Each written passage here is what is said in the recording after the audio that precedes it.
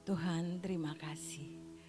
Kalau minggu ini Tuhan, kami akan memulainya bersama dengan Engkau. Setelah beberapa waktu yang lalu, PW di tempat ini tidak secara live Tuhan. Semua karena anugerah-Mu, Engkau yang sudah membuat setiap kami dapat menikmati setiap kali Tuhan. Satu perjumpaan ilahi bersama dengan Engkau. Lewat pujian penyembahan yang kami lakukan setiap pagi di tempat ini. Terima kasih Tuhan untuk setiap kesempatan yang Kau berikan buat setiap kami. Mari Roh Kudus, terus Engkau yang beracara di dalam hati setiap kami. Kami kembali mau merenungkan akan sebagian daripada kebenaran firman-Mu. Ajari kami Tuhan, berikan pengertian pewahyuan yang baru untuk kami boleh menangkap apa yang menjadi kehendak-Mu dan dimampukan untuk setiap kami melakukan seperti yang Engkau mau. Di dalam nama Yesus kami berdoa dan percaya. Amin. Shalom semuanya, selamat jumpa lagi di tempat ini.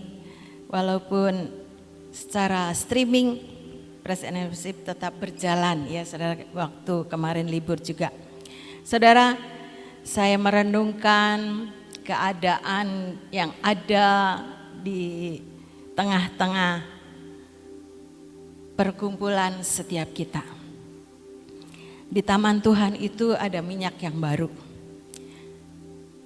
yang Tuhan sediakan. Jangan chat saya ya, jangan chat saya, itu tidak akan dikerjakan dulu, tunggu waktunya Tuhan. Ya saudara, saya cuma mau cerita. Ketika minyak yang baru itu keluar, saya dapat mandat seperti biasanya menyediakan botol. Ya saudara, dan saya teringat di dalam satu cerita minyak seorang janda, 2 Raja-Raja 4 ayat 1-6.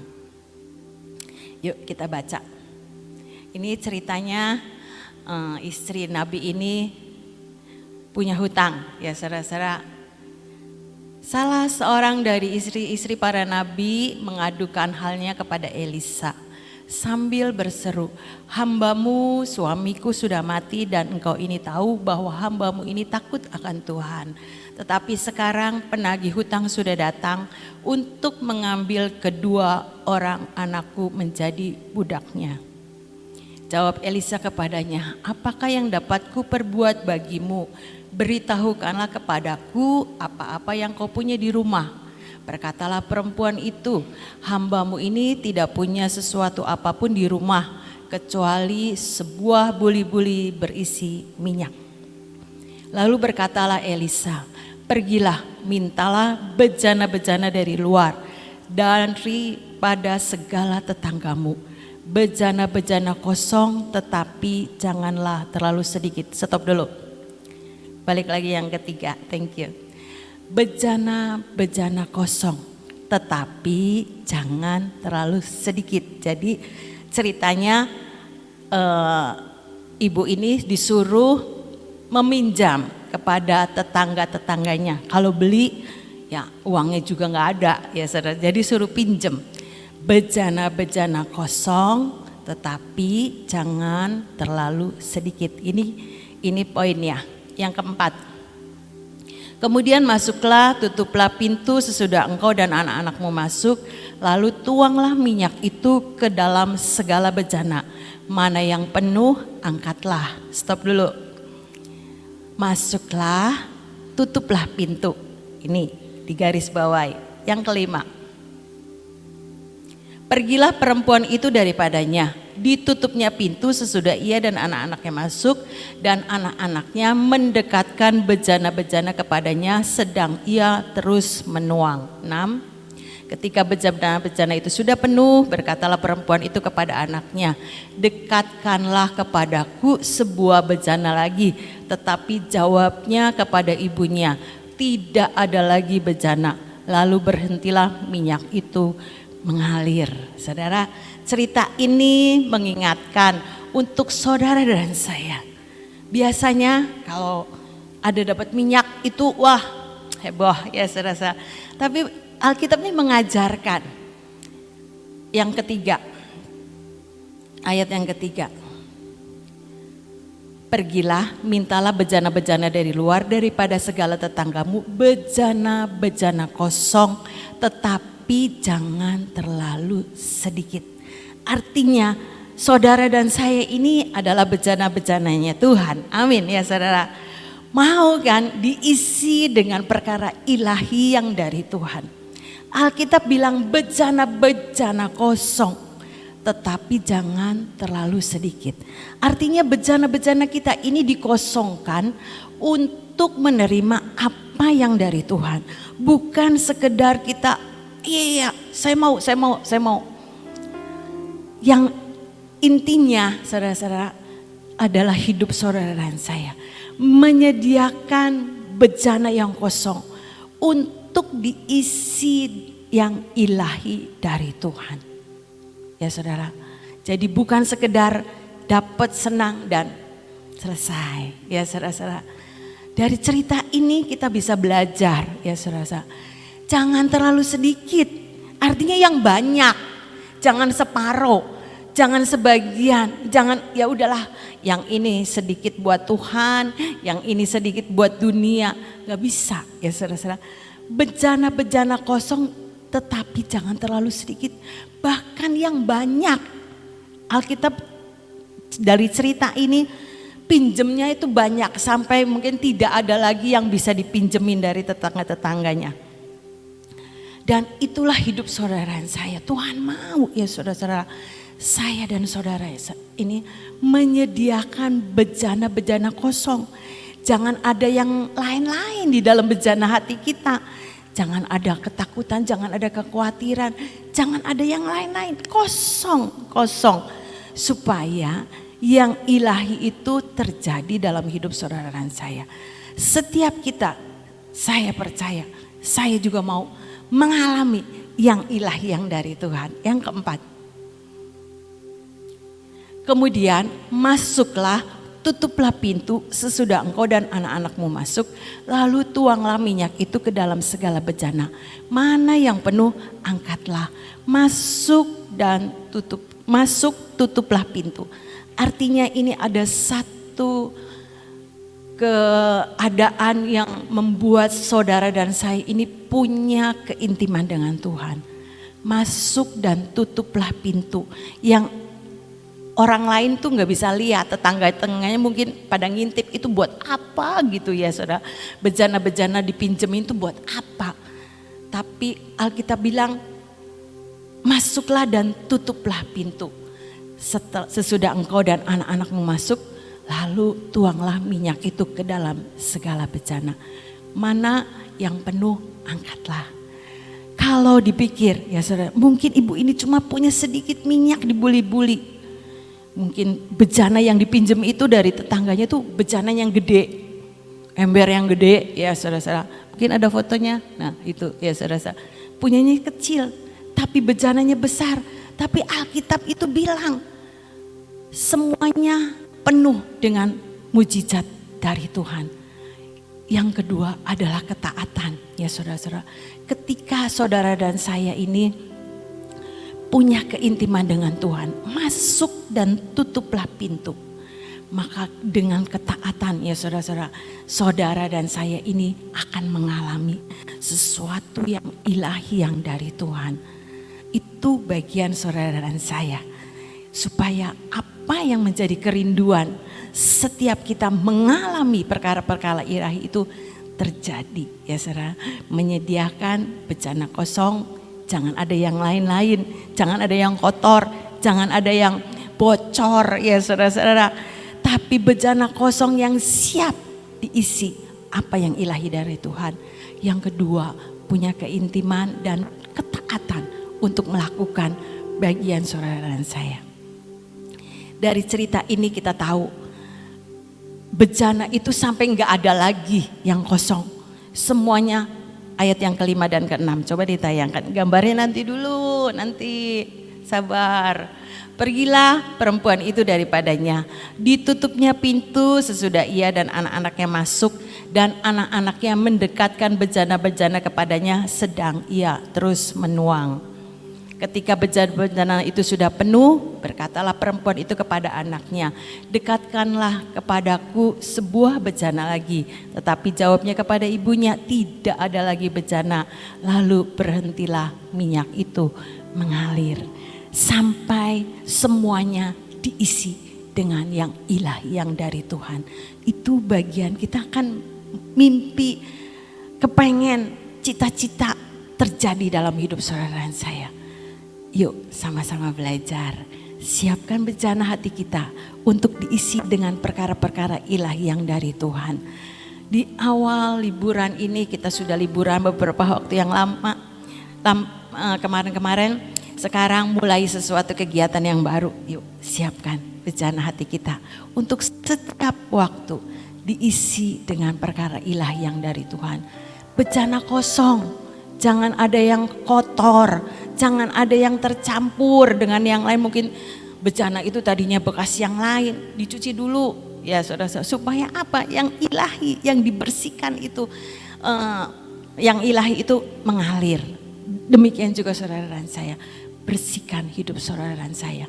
Sehingga benar-benar yang kosong ini kita hadapkan pada Tuhan. Ini loh Tuhan, bejana kosong yang Tuhan mau isi dengan apa yang dari surga. Seperti kejadian di taman.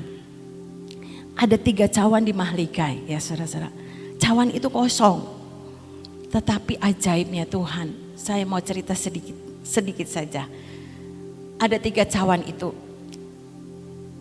Tapi yang anehnya, yang sering ngisi minyak dulu itu yang tengah, saudara. Yang tengah, terus yang ketiga, yang kedua, yang ketiga, dan yang pertama. Itu seringnya begitu. Ya, jadi saya juga terheran-heran ya, kenapa gitu? Yang tengah dulu, yang kedua dulu, ketiga, dan baru yang ke-1.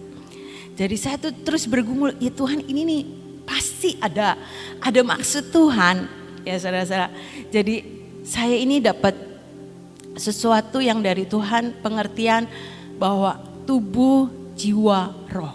3 ini tubuh, jiwa, roh. Yang kedua itu jiwa, ya saudara-saudara. Jiwa itu diisi dulu sama Tuhan, baru yang ketiga roh, baru yang terakhir tubuh. Penuh sih, lama-lama itu penuh. Satu kali itu setiap ada itu 3-3-nya lama-lama penuh. Tapi tuh lama-lama penuh ya saudara-saudara. Tapi yang anehnya itu selalu tuh yang kedua dulu. Yang ada isi minyaknya. Dan minyaknya itu berbeda seperti yang biasa.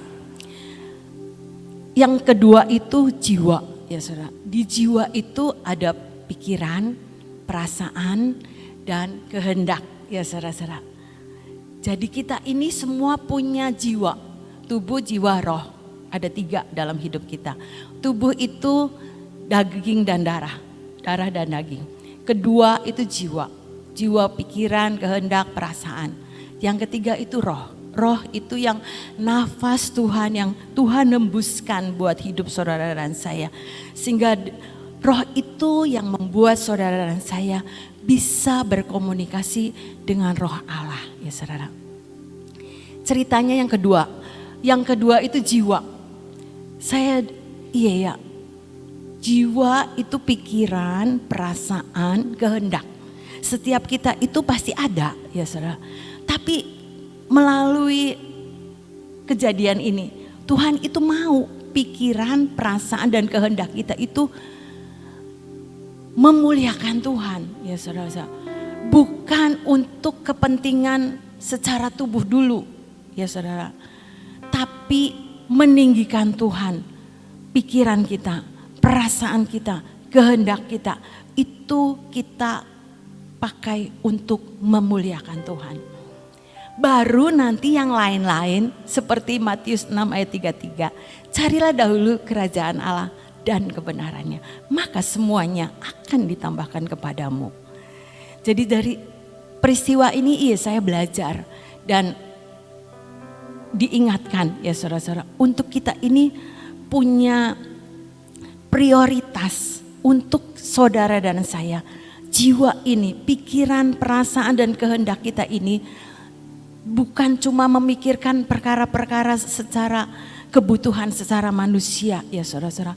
Tapi kita mau memikirkan perkara-perkara ilahi seperti yang Tuhan mau. Saya juga heran-heran ya saudara-saudara. Kenapa yang kedua dulu yang selalu diisi minyak sama Tuhan. Itu kan tidak ada pekerjaan manusia sama sekali di tempat itu. Semuanya karena pekerjaan Tuhan yang besar. Jadi ketika saya dapat ayat Mazmur 103 ayat 1 sampai 5. Kita baca. Mazmur 103 ayat 1 sampai 5. Ini dari Daud, Mazmur ya Daud. Pujilah Tuhan hai jiwaku. Pujilah namanya yang kudus hai segenap batinku. Pujilah Tuhan hai jiwaku dan janganlah lupakan segala kebaikannya. Dia yang mengampuni segala kesalahanmu, yang menyembuhkan segala penyakitmu. Dia yang menebus hidupmu dan dari lubang kubur, yang memahkotai engkau dengan kasih setia dan rahmat. Dia yang memuaskan hasratmu dengan kebaikan sehingga masa mudamu menjadi baru seperti pada burung Raja Wali. Jadi balik lagi ayat yang pertama. Pujilah Tuhan hai jiwaku. Pujilah namanya yang kudus hai segenap batinku. Artinya peninggian Tuhan dalam hidup saudara dan saya itu sampai sedalam-dalamnya ya saudara-saudara. Enggak cuman separoh gitu ya saudara. Ya memuliakan Tuhan, tapi sesisi yang lain kita membuat sakit hati Tuhan. Tidak begitu ya saudara. Saya pun belajar, bukan orang yang sempurna. Pujilah Tuhan hai jiwaku. Pujilah namanya yang kudus hai segenap batinku. Dalam keseharian hidup saudara dan saya memuliakan nama Tuhan. Pujilah Tuhan hai jiwaku. Yang di dalam ini ya saudara-saudara, bukan sekedar kita bisa nyanyi cuma lip service gitu ya saudara, lip service tidak. Tapi jiwa itu di dalam memuliakan Tuhan. Pujilah namanya yang kudus hai segenap batinku. Memuliakan Tuhan dari yang terdalam hidup saudara dan saya. Ayat yang kedua. Pujilah Tuhan hai jiwaku dan janganlah lupakan segala kebaikannya. Ketika kita memuliakan Tuhan, kita selalu ingat, iya Tuhan baik, Tuhan ajaib, Tuhan luar biasa, Tuhan ini dahsyat, Tuhan ini hidup. Bukan cuman ingat-ingat, aduh nanti gimana kalau PW, nanti sebentar ingat yang ini, sebentar ingat kesibukan kita ya saudara. Tapi Tuhan mau, hai jiwaku, janganlah lupakan segala kebaikannya. Mengingat setiap kebaikan-kebaikan Tuhan yang sudah saudara dan saya alami. Sehingga dari hati ini kita bisa bersyukur sama Tuhan. Memang manusia itu tidak ada yang terlepas dari setiap kebutuhan, dari setiap pergumulan ya saudara-saudara. Tapi Alkitab ajarkan, ayo kita terus yang diingat itu, seringkali kan kalau sama temen yang diingat tuh yang jeleknya ya saudara-saudara. Padahal ada 90 yang baik, tapi yang 10 sukanya yang jeleknya yang diingat. Itu manusia ya saudara-saudara. Bahkan sampai nggak mau ketemu karena ingat terus, nggak mau lupa, mengampuni sih mengampuni, tapi hatinya ini ganjel. Ya nggak bisa saudara-saudara. Alkitab tidak mengajar begitu. Ayo kita juga belajar. Mengingat akan setiap kebaikan Tuhan. Mengingat setiap kebaikan-kebaikan, kelebihan-kelebihan dari teman-teman kita. Setiap manusia punya kekurangan ya saudara-saudara. Tapi kita belajar, saya pun belajar ya saudara-saudara. Kadang-kadang kalau lagi sebel, aduh gitu ya. Tapi iya, kalau nggak ada dia kita juga butuh. Kalau nggak ada dia nggak ramai. Kalau nggak ada dia nggak ada yang ngerjain. Ya saudara-saudara. Jadi balik lagi nih pikiran yang kotor ini ya saudara-saudara. Iya, nggak boleh berpikir seperti itu. Alkitab cerita Jangan lupakan segala kebaikan. Terlebih sama Tuhan ya saudara. Jangan bilang, aduh doa saya udah lama nih gak dikabul-kabulkan. Kapan Tuhan, kapan? Saya ini sakit gak sembuh-sembuh. Kapan Tuhan, kapan? Ingat segala kebaikannya. Sehingga kita ini bisa bersyukur saudara. Kita bersyukur punya teman yang baik. Kita bersyukur punya semua orang-orang yang di sekitar kita yang bisa menjadi sahabat kita. Kita terlebih sama Tuhan. Kita punya Tuhan yang sangat-sangat amat sangat baik. Jangan mikir terus kebutuhan kita, nggak ada habis-habisnya. Ya saudara, pikirkan apa yang Tuhan mau saja. Ketiga, Dia yang mengampuni segala kesalahanmu, yang menyembuhkan segala penyakitmu. Dia yang sudah mati di atas kayu salib buat berkorban buat saudara dan saya. Dia yang tidak menyayangkan anaknya yang tunggal untuk menebus hidup saudara dan saya, supaya saudara dan saya tidak binasa, tapi beroleh kehidupan yang kekal untuk selamanya. Dan bilurnya Yesus itu yang menyembuhkan segala sakit penyakitmu. Dia yang sudah berkorban di atas kayu salib mati ganti saudara dan saya. Dan bilurnya itu Alkitab bilang menyembuhkan segala penyakitmu. Amin. Yang keempat, Dia yang menebus hidupmu dari lubang kubur, yang memahkotai engkau dengan kasih setia dan rahmat-Nya. Dia yang sudah mati bangkit pada hari yang ketiga, dan Ia yang memahkotai dengan kasih setia dan rahmat-Nya. Ratapan 3 ayat 22 mengatakan bahwa tak habis, tak berkesudahan kasih setia Tuhan, tak habis-habisnya rahmat-Nya, selalu baru setiap pagi kasih setia Tuhan. 22 dan 23. Saya ulang, tak berkesudahan kasih setia Tuhan, tak habis-habisnya rahmat-Nya. 23.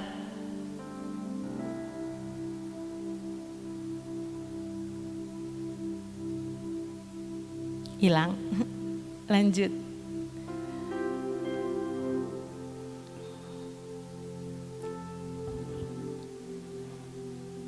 Kenapa? Ya, selalu baru, saudara-saudara. Ingat-ingat kasih setia Tuhan itu selalu baru. Manusia itu nggak bisa bikin yang selalu baru tuh. Memang berusaha untuk yang update, yang terkini, yang terbaru. Tapi ini janji Tuhan, kasih setia Tuhan selalu baru setiap pagi. Besar kesetiaanmu. Tuhan, saudara dan saya adalah Tuhan yang setia. Oleh sebab itu saudara dan saya, ayo muliakan Tuhan. Muliakan Tuhan, pujilah hai jiwaku. Ya saudara-saudara, dengan segenap hatimu. Ayat yang keempat tadi. Mazmur 103.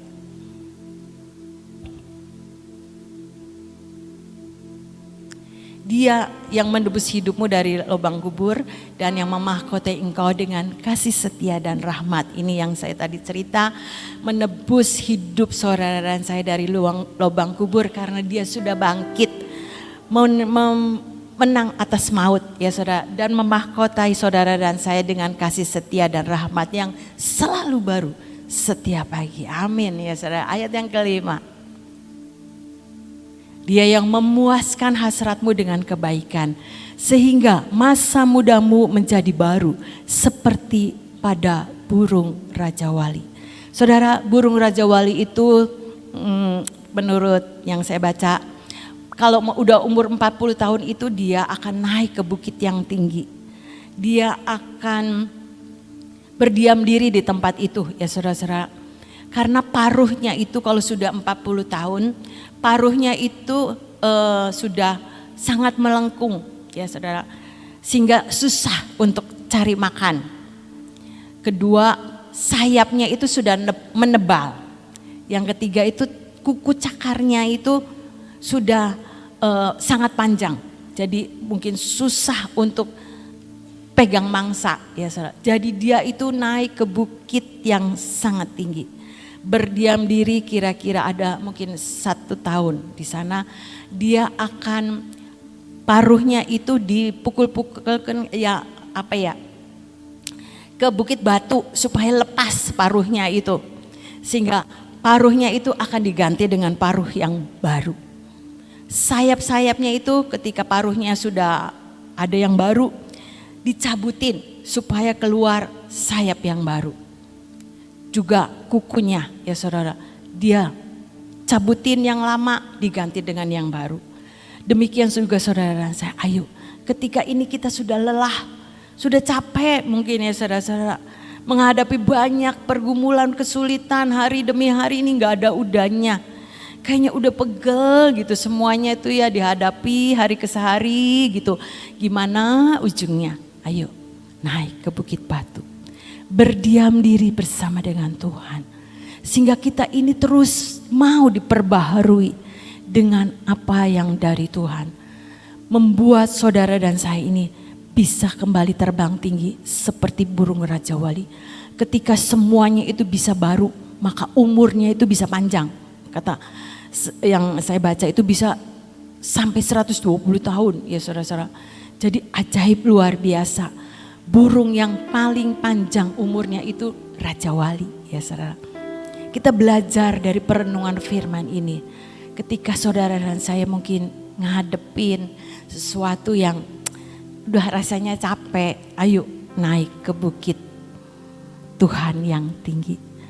Berdiam diri di hadapan Tuhan untuk tetap terus merenungkan kebaikan-kebaikan Tuhan. Bukan kita cuman gimana nanti. Serahkan semuanya sama Tuhan ya saudara-saudara. Maka Tuhan yang akan bertindak dalam segala pergumulan saudara dan saya. Dari pengalaman ini, dari kejadian yang ada di taman Tuhan, saya belajar ya saudara-saudara, iya jiwa ini harus terus memuliakan Tuhan bersama dengan Roh Kudusnya yang menjadi penolong hidup saudara dan saya, untuk saya ini tetap terus punya kemampuan sepakat dengan Tuhan melakukan apa yang menjadi bagian saudara dan saya, untuk saudara dan saya ini diisi dengan perkara-perkara ilahi yang dari surga. Yang ketiga itu, yang pertama, cawan yang pertama itu lama-lama penuh juga saudara-saudara. Yang pertama itu seringkali itu sedikit dulu. Coba dilihat gambarnya. Gambar yang pertama. Bukan ini sebelumnya. Tuh. Selalu tuh yang tengah dulu yang penuh ya saudara. Ini kalau awal-awal tuh begitu. Tapi nanti lama-lama penuh semuanya. Seperti yang terus lanjut gambarnya. Nah tuh penuh semua. Jadi saya belajar dari ini pengertian, iya. Hidup saudara dan saya ini, ayo. Pujilah Tuhan, hai jiwaku. Terus memuliakan Tuhan dalam seluruh aspek hidup saudara dan saya. Sehingga semuanya yang pertama itu kebutuhan tubuh nanti juga Tuhan akan cukupkan. Ya saudara-saudara, ketika kita berjalan bersama cawan yang ketiga itu roh. Tubuh, jiwa, roh. Bersama dengan Roh Kudus yang ada dalam hidup saudara dan saya. Tuhan yang akan memampukan. Karena di luar Tuhan, Alkitab bilang kita ini tidak bisa berbuat apa-apa. Biar siar firman Tuhan ini menyiapkan bejana hidup saudara dan saya untuk diisi dengan yang ilahi dari Tuhan. Masuk dan tutuplah pintu. Punya keintiman, punya satu fellowship ya saudara, pribadi dengan Tuhan. Sehingga apa yang Tuhan mau, ilahi yang dari Tuhan, mujizat keajaiban dari Tuhan, pasti saudara dan saya ini bisa menikmati. Sampai udah gak ada lagi bejana yang bisa diisi. Karena apa? Karena penuh. Pol, ya saudara, sudah lebih dari apa yang kita butuhkan itu Tuhan sudah sediakan. Jadi tidak akan bakal kekurangan. Seperti cerita tadi minyak seorang janda. Dia bisa bayar hutangnya ya saudara, dan hidup dari lebihnya. Alkitab cerita begitu. Ada jaminan dari Tuhan buat saudara dan saya. Ayo siapkan bejana hati kita setiap waktu untuk diisi dengan perkara-perkara ilahi yang dari Tuhan. Pujilah hai jiwaku, memuliakan Tuhan dengan segenap kehidupan saudara dan saya. Amin. Itu saja. Yuk kita berdoa. Tuhan, terima kasih hamba-Mu sudah selesai berbicara. Tapi mari Roh Kudus, Engkau Tuhan yang sanggup menerjemahkan lebih lagi buat setiap kami. Berikan pengertian, pewahyuan, menangkap apa yang Engkau mau. Sesuatu yang ilahi Engkau sudah kerjakan Tuhan di taman Tuhan. Khususnya untuk jemaat di Sion, menangkap Tuhan, menangkap apa yang dari Tuhan. Bukan kami sekedar dapat minyak, tapi minyak yang kami berikan itu sedikit dan bisa habis Tuhan. Tetapi ketika kami menyiapkan bencana ini, bencana hati kami itu Tuhan, yang Kau isi dengan perkara-perkara yang ilahi, itu tidak akan pernah habis dalam hidup setiap kami. Kasih setiamu selalu baru setiap pagi Tuhan, tak berkesudahan kasih setia Tuhan. Karena Engkau Tuhan adalah Tuhan yang setia, besar kesetiaan-Mu. Buat kami menangkap, buat kami meresponi, buat kami mengerjakan apa yang menjadi bagian kami bersama dengan Roh Kudus yang menjadi penolong hidup setiap kami. Untuk kami ini mengerti apa yang menjadi kehendak-Mu Tuhan. Kami berjalan tidak dengan kekuatan kami sendiri, tapi ada Roh Kudus yang menopang kami. Roh Kudus yang terus menuntun jalan-jalan hidup kami. Sehingga lewat hidup kami Tuhan, kami terus bisa dipakai oleh Engkau. Memuliakan nama-Mu Bapa di dalam sepanjang hidup kami. Dan setiap kebutuhan kami secara tubuh, kami percaya Engkau juga yang akan memenuhinya. Seperti 3 cawan ini Tuhan, akan terus penuh Tuhan. Karena kuasa-Mu yang membuat setiap cawan-cawan itu penuh, bahkan melimpah Tuhan. Demikian juga dalam hidup setiap kami. Meteraikan Tuhan di dalam nama Yesus. Mampukan setiap kami untuk mengerjakan apa yang menjadi bagian kami selanjutnya. Terima kasih Bapa, kami mengucap syukur. Biar Engkau meteraikan di dalam nama Yesus setiap kebenaran firman-Mu ini. Dan Engkau sendiri yang akan mengerjakannya dalam hidup setiap kami. Kami tetap berdoa untuk keadaan bangsa dan negara kami. Engkau juga yang memberkati pemimpin-pemimpin bangsa dan negara kami Tuhan. Engkau pakai mereka menjadi alat kemuliaan-Mu ya Bapa. Sehingga pemerintahan yang dari Tuhan akan memerintah atas bangsa dan negara kami. Lewat setiap pemimpin-pemimpin yang Engkau sudah siapkan untuk boleh memerintah atas bangsa dan negara kami. Sehingga bangsa dan negara kami Tuhan akan mengalami satu damai sejahtera yang daripada Tuhan. Mengalami kelimpahan yang dari Tuhan. Mengalami keamanan yang daripada Tuhan. Karena kuasa Tuhan yang memberkatinya. Terima kasih Bapa, kami juga tetap berdoa untuk pemimpin kami Tuhan. Biar Engkau sendiri yang memberkati perjalanan pulangnya sampai di kota Sion selamat dengan tidak kurang suatu apapun juga. Dan besok sore Tuhan kami boleh merayakan bersama-sama di hari ulang tahunnya Tuhan. Yang Engkau sudah siapkan semuanya Tuhan. Engkau yang memimpin dari awal sampai kepada selesainya acara besok. Terima kasih Bapa, kami sungguh menyerahkan semuanya ke dalam tangan-Mu. Biar Engkau mengatur semuanya yang terbaik buat setiap kami. Di dalam nama Yesus kami juga mau pengurapan. Biar Engkau sendiri Tuhan yang akan mengurapi setiap kami. Mari saudara kita bangkit berdiri, kita siapkan minyak pengurapan. Tuhan kami butuh pengurapan yang baru yang daripada-Mu. Kami percaya ketika minyak dan anggur ini turun atas setiap kami, maka itu tidak akan dirusakkan dalam hidup kami.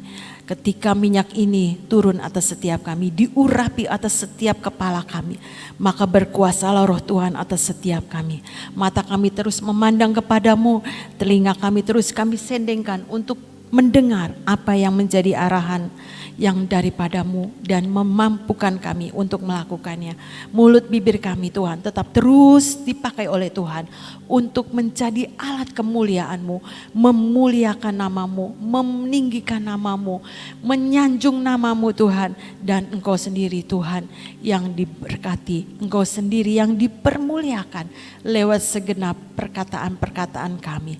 Hati ini Tuhan, hati yang terus melekat kepadamu, hati yang terus diisi dengan kebenaran firman-Mu, hati yang terus kami condongkan dengan setiap kehendak-Mu, dan kami lepaskan Tuhan dari setiap ketegar tengkukan kami, setiap kepemberontakan kami, ketidakpercayaan kami kebaskan, cabut semuanya di dalam nama Yesus. Gantikan roh ketaatan yang daripadamu, sehingga kami boleh mengisi hidup kami, bejana hidup kami Tuhan, dengan yang ilahi yang dari surga. Tangan kami juga diberkati oleh Tuhan, apapun yang kami kerjakan sepanjang hari ini dibuat oleh Tuhan berhasil. Sepasang kaki kami juga diberkati oleh Tuhan di dalam nama Yesus, sehingga Engkau yang menuntun jalan-jalan hidup kami. Kami tidak tersesat dengan jalan-jalan yang bukan daripadamu, tetapi luruskan jalan-jalan hidup kami untuk kami tetap terus memandang kepadamu, berjalan bersamamu, dan menggandeng tangan kami bersama dengan tangan kanan-Mu. Terima kasih Bapa, kami percaya berkat anugerah, kemurahan Tuhan, penyertaan Tuhan, dan Roh Kudus yang menjadi teman sekerja kami akan berjalan bersama dengan kami semuanya sepanjang hari ini. Di dalam nama Yesus kami terima berkat yang melimpah yang Tuhan sediakan sepanjang hari ini. Dalam nama Yesus termeterai jadi seperti yang Engkau mau. Amin. Saudara jangan lupa besok sore ada ibadah di tempat ini. Buat saudara-saudara yang dari luar kota mungkin bisa hadir jam 6 sore. Hari Selasa dilayani oleh 3 hamba Tuhan.